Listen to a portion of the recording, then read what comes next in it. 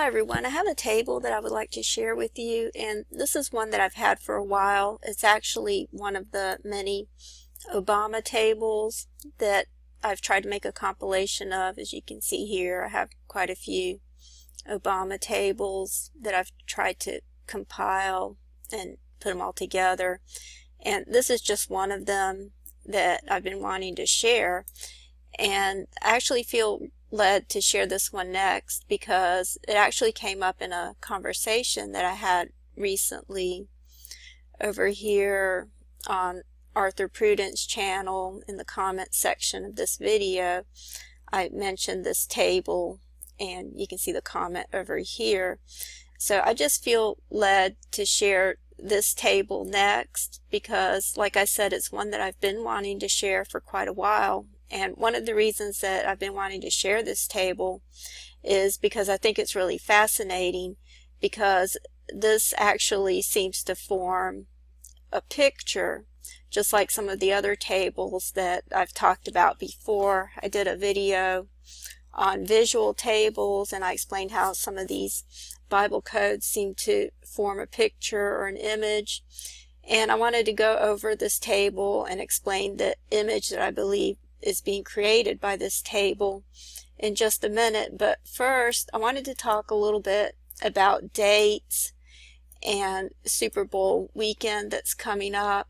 And there's an excellent video here by Steve Fletcher where he's talking about Super Bowl weekend and all the coincidences, if you can call it coincidences, but all the events that have been lining up and all the calculations and everything that he's listed over here. It's really fascinating how all of this seems to line up with Super Bowl weekend that's coming up, as well as all the imagery with the Super Bowl.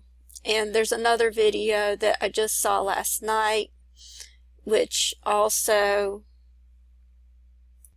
has a lot of information about Super Bowl weekend, and that would be, and all the events lining up and imagery and everything that seems to be pointing to February 5th, Super Bowl weekend that's coming up. And I'll just put the links for these in the description box.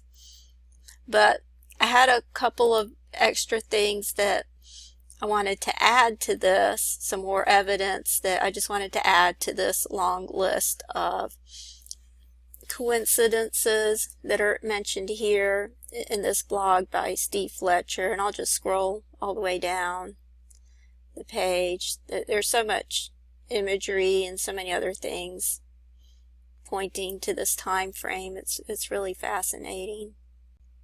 And the Super Bowl has always been full of imagery and symbolism, so it's almost like it's been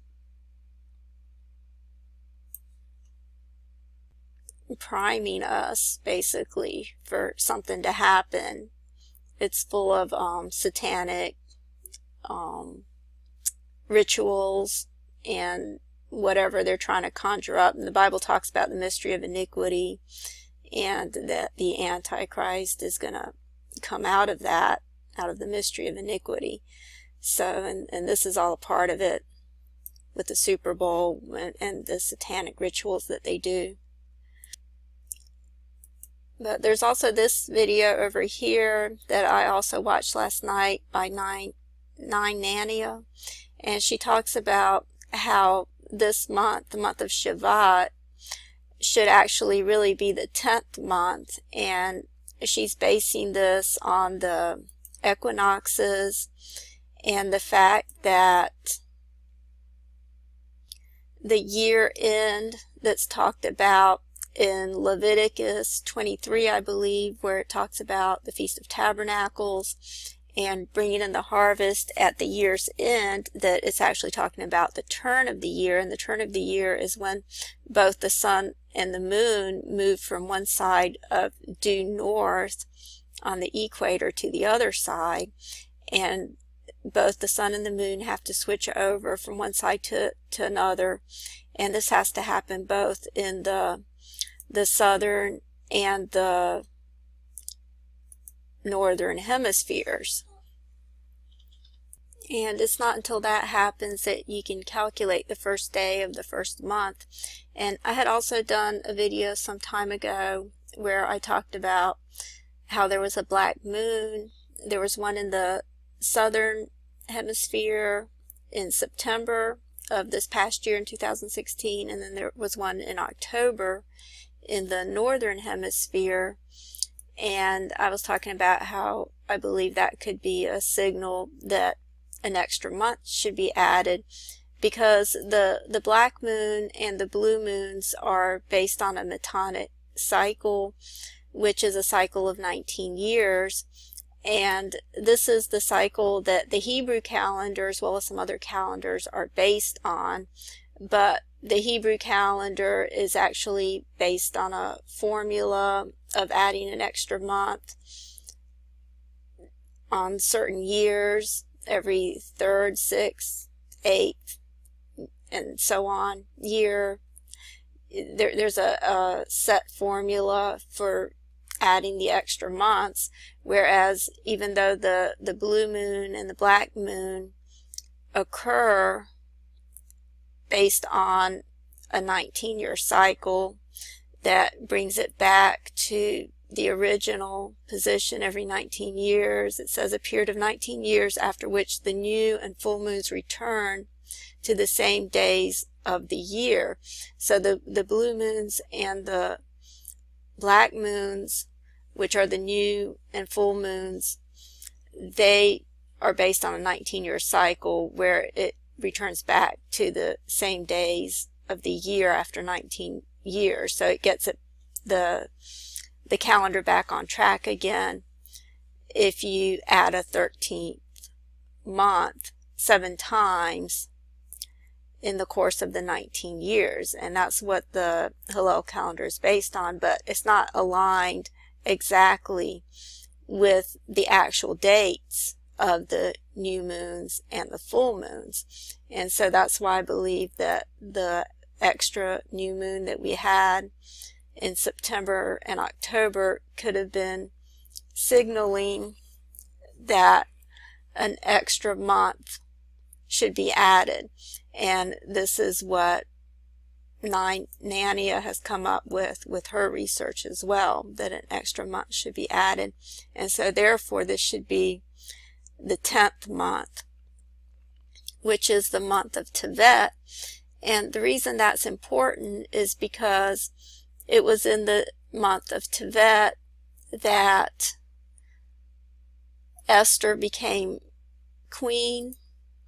It talks about the month of Tevet over here, but I had also talked about this in another video about the month of Tevet and how there's some other interesting things about the month of Tevet, which is, for one thing, it was believed to be the birth of the Messiah on the 9th of Tevet, which, if this is the true 10th month, if the month of Shevat is actually the true 10th month, then the 9th of Shevat would be the Super Bowl weekend, which is what the date that was believed to be the birth of the Messiah.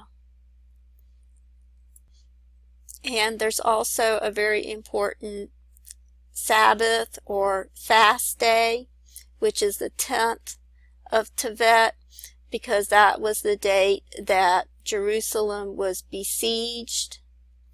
It was first besieged on the 10th day of the 10th month. And it talks about that here, the fast of Tevet. It says Asherah be Tevet, the 10th of Tevet, is a sunrise to sunset fast day that recalls the beginning of the siege of Jerusalem by Nebuchadnezzar, the king of Babylon, and the beginning of the battle that ultimately would destroy the temple and send the Jews into the 70-year Babylonian exile. So this is a very important fast day or a Sabbath day. And I've talked about how in Matthew 24, Jesus said to pray that your flight be not in the winter or on the Sabbath. And so that could be a clue to the time frame of the return of the Lord. And I had originally based this on the Creator's calendar, which is a calendar where they believe that the full moon is actually the new moon rather than the new moon or the sliver being the new moon. And I'm not sure which is the correct calendar. I seem to lean towards the sliver being the new moon, but there is a possibility based on scripture that it could be the full moon. And if the Creator's calendar is a month off, then that would make February 5th be the 24th day of the 9th month, which is the time frame that's talked about in Haggai 2, when God would shake the heavens and the earth. And you see that here in Haggai 2:18. It says, "Consider now from this day and upward, from the 24th day of the 9th month, even from the day that the foundation of the Lord's temple was laid, consider it. Is the seed yet in the barn? Yea, as yet the vine and the fig tree and the pomegranate and the olive tree hath not brought forth. From this day I will bless you." And again the word of the Lord came unto Haggai in the 24th day of the month, saying, "Speak to Zerubbabel, governor of Judah, saying, I will shake the heavens and the earth, and I will overthrow the thrones of kingdoms, and I will destroy the strength of the kingdoms of the heathen, and I will overthrow the chariots and those that ride in them, and the horses and their riders shall come down, every one by the sword of his brother. In that day, saith the Lord of hosts, will I take thee, O Zerubbabel, my servant, the son of Shealtiel, saith the Lord, and will make thee as a signet, for I have chosen thee, saith the Lord of hosts." And of course, Zerubbabel is a type of Christ. And this is talking about the building of the true third temple, which is built by Christ and is a spiritual temple. And so this could be a way for all of these prophecies to line up for this weekend. And another thing is the following weekend is actually the new year for trees, which I thought was interesting because this is ultimately all about trees, the tree of life versus the tree of knowledge of good and evil. In the Garden of Eden, it began with the tree of life, and then in the book of Revelation, it all ends with the tree of life when we gain access once again to the tree of life that we were banished from in the garden. And there's also the two trees of the olive trees that represent the temple, the two olive trees and two candlesticks. And that would be 7 days later. That would be the next Sabbath. So there's a lot of really important Sabbaths, and the 29th is also a fast day. Because if you look over here for Jewish fast days, the word is Tanat in the Hebrew, you see that you have these fast days over here, such as the 10th of Tevet, the 17th of Tammuz. And of course, the most important fast day is Yom Kippur, the Day of Atonement. But then you have these minor fast days, which are, well, the fast of Purim, which is coming up. And there's also these dates over here, which are called Little Yom Kippur, or Yom Kippur Katan. And they're held on the 29th of Heshvan, Tevat, Shavat, Adar, and so on. And so you see these Sabbath days are coming up on the calendar over here, the 29th day of the month. And then you have Purim, which is actually on March 11. So that's 3/11, and that's another minor fast day. And that would be just before the end of winter. And of course, Purim is what the book of Esther is all about. It's a type of the Antichrist going against Israel. And I'm about out of time in this video, so I'll have to continue with the table that I wanted to share in the next video. Thank you.